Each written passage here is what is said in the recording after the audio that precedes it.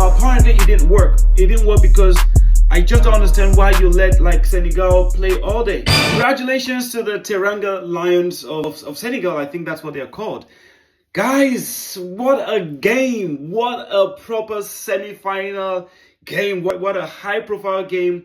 And to be honest with you, as a Nigerian, I'm not happy with how this game played out because I was actually rooting secretly for Egypt, because I felt like Egypt would have been maybe an easier opponent for the Super Eagles of Nigeria. But to be honest with you, based on what I have seen the Super Eagles of Nigeria display on the pitch of play, and based on what they're capable of doing, I am not really scared of any of these teams. Whether it's Senegal or Egypt, bring them on.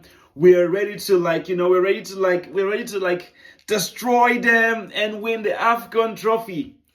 Guys, it was a very great game. I felt like Egypt could have had this play out in a very different way than it actually played out. Because at the very beginning, first half, second half, before the 80th minute, before Senegal scored, it appeared to me like the Egyptian manager, the head coach of Egypt, was after finding a way to drag the match into extra time and try to win it in extra time. I think he was trying to let Senegal play their game, let them tire themselves out by running all over the place, and then in the extra time they will be fatigued, and maybe that would have been the right moment for Egypt to to strike. I think in my head this is what the head coach of the Egyptian national team was thinking. But apparently it didn't work. It didn't work because I just don't understand why you let Senegal play all day. Senegal was attacking minded. They used both wings. They had Ndiaye on the right, they had Mane on the left, and they kept using both wings at will. Egypt on the other end, we're so defensive minded. This is very similar to what happened with Nigeria, between Nigeria and Ivory Coast at the last AFCON final, where Nigeria was super defensive minded, and it didn't take us anywhere.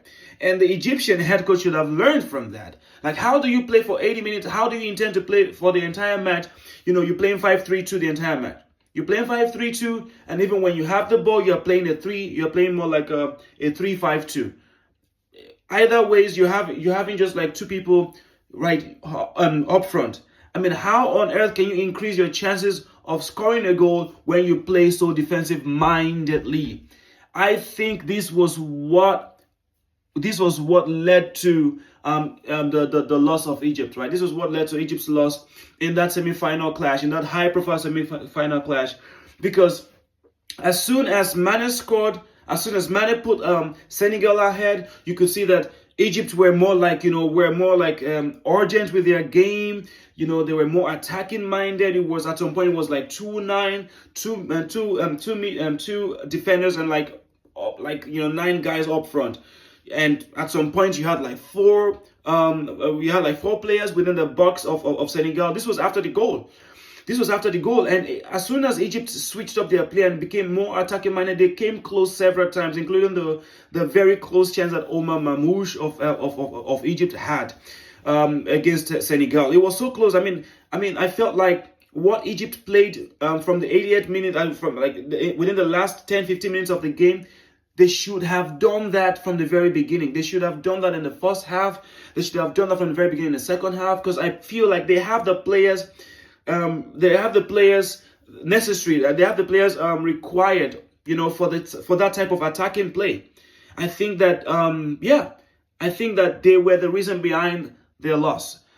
The coach's strategy was not the best strategy. It should have been more attacking minded from the very beginning of the game, and he shouldn't have waited until the very end. Anyways, congratulations to Senegal once more.